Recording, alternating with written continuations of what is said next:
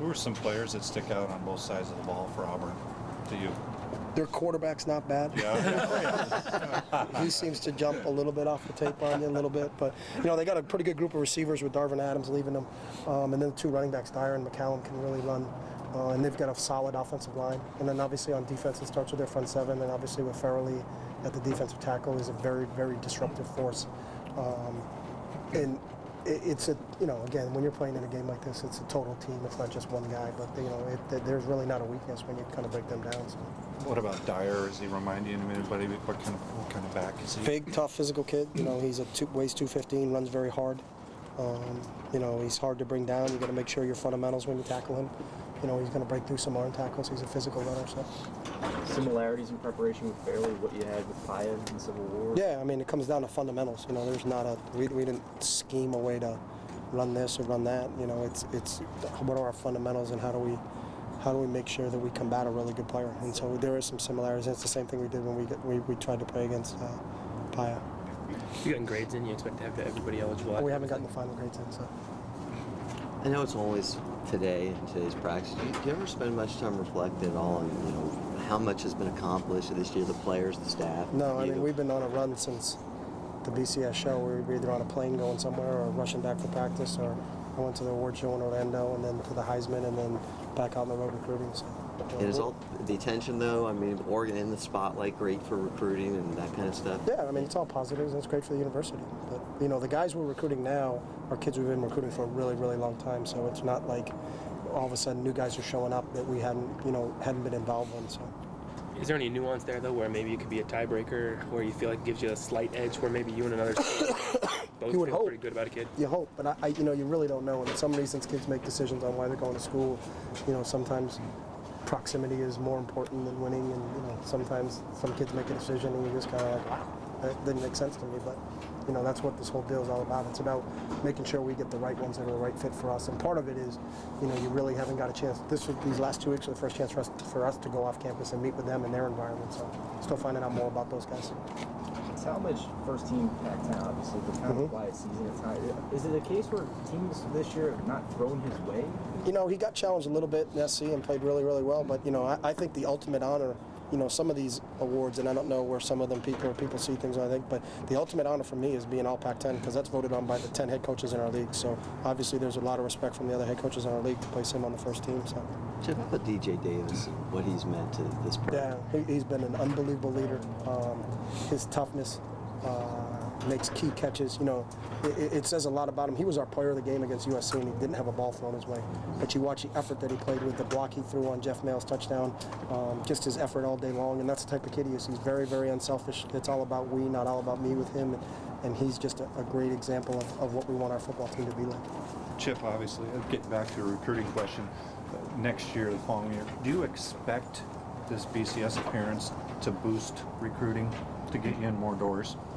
No, I really don't. I mean, you have no idea. Again, obviously I think people recognize our name no matter where we are, but there's so much more to recruiting than just, what game did you play in? I mean, you look at Texas, they played in the national championship last year and now they're not going to a bowl game. So, yeah. It's a sport and it's a society of what have you done for me lately. So, we go to the BCS game this year and then we throw a couple eggs up on the board at the beginning of the season and, everybody forgets about it. So. Chip, can you talk about Darren Thomas and the way he sort of never seems to feel pressure no matter what the game? What is it about him that allows him to play like that? I think at that position you got to have a lot of confidence in your ability, and he does. But he also knows that you can't do anything about the play before, so you got to shake it off and move on to the next snap. And he's got a great knowledge of what we're trying to do. He works extremely hard. And especially off the field in the film room of understanding what we're trying to get accomplished. So there's nothing that really kind of surprises him that goes on in the game. So it's really a credit to his preparation. Is the ability to forget the play before, is that something that you've instilled in him, or is that something he always had? It's probably a combination of both. We talk about it, but some kids can do it a lot easier than other kids can do it. So, he's kind of an unflappable guy even when he first got here. So. And do you expect that unflappableness to continue on into the Auburn game? We hope so. It's not going to be a little, we're not going to change anything, or, and I don't think he's going to change how he prepares. So I anticipate the same stuff out of him. So. He's been on big stages though. You feel like he's maybe proven himself on. This will be the biggest, but you feel like he's proven that he can handle pressure moments without Yeah, being kind of unflappable. Total confidence in him and what we're doing. And again, we don't make it out to be a big stage. I mean, every week we play, and obviously there's more eyeballs watching on television, but you don't see them. It's still, I don't know what the stadium seats, but we've played in some bigger venues, so. And it's not like going into a hostile home crowd at another place because it's going to be split. So, I anticipate they'll be excited because of, the opportunity to play in the game. But I don't think Darren specifically understanding how calm and cool he is that's going to affect him. Did you have any requests of your players during this last stretch of days off, workouts, or anything else like that? I'm confused. What do you mean requests? I mean, did you ask them to do anything during the? Yeah, they lifted while we were away. So they lifted Monday, Wednesday, and Friday last week. So. I was going to ask about David Paulson. What do you see his strengths and? Another kid, you talk about the ultimate compliment, voted first team all Pac-10, and that's by the coaches. So, just a real smart, tough, steady guy. Very, very dependable. You can always count on David. Sure-handed, physical at the point of attack. A great role model off the field. He's everything you want. Also, he's a lot like DJ. Quiet kid.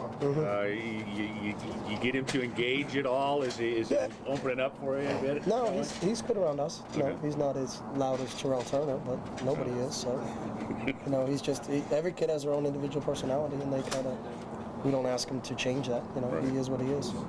Chip, a kid like Casey Matthews with that football pedigree, how much does that factor into his football intelligence? I'd imagine quite a bit. Yeah, I think obviously he's a benefit of his experience, and he has a great understanding of the game of football. He was like that. That's one of the reasons that allowed him to play as a true freshman here. And he always acted like he wasn't a true freshman just because, he's got a football mind that's, he's just really intuitive and very instinctive in what he does, and it's helped him in everything he's done in his career as you watch him mature from his freshman, sophomore, and junior year into this year now. I think, obviously that background is there's something to be said for it with the success that family's had. Is it a stretch to say this team does not get this far without Darren Thomas in the way he's played this year? Yeah, because we'd only have 10 guys on offense. So that would be a problem. So. But the way he stepped up. I have no idea. Nate did a great job when he played. So I don't know if you can make that statement. I'm not sure if Nate couldn't get it. I don't know, but that's all. There's a lot of different guys you can put in that role. Would we have been in this situation with Michael James, or would you be in this situation if you didn't have Jordan Holmes at center? It's a team game, so there's not one guy you can pick and say we wouldn't be here if it wasn't for him. So. Chip, any thought about On the Rocks and their performance? Confused again. On the Rocks, the singing group from Oregon. Those guys at the a cappella group? Yeah. Yeah, I saw them last spring sometime. Those guys are pretty good. I don't understand the reference, though. Oh, they were a big TV thing they were on. I've been recruiting for 2 weeks, so I have no idea what you're talking about right now. What TV thing are they on? Well, I don't know. Sports Center? I watch Sports Center. I watch Sports Center every morning, and I did not see them. Sing Off? I missed Sing Off. What is Sing Off? Well, it's like a American Idol thing. All right, I watch 24, Entourage, and Sports Center. And until they're on that, I have to see them in person. So I apologize because I do like them. Yeah. I did see them play in concert once here last April, I think it was. They're pretty good. But I was unaware that they were on a show. Okay.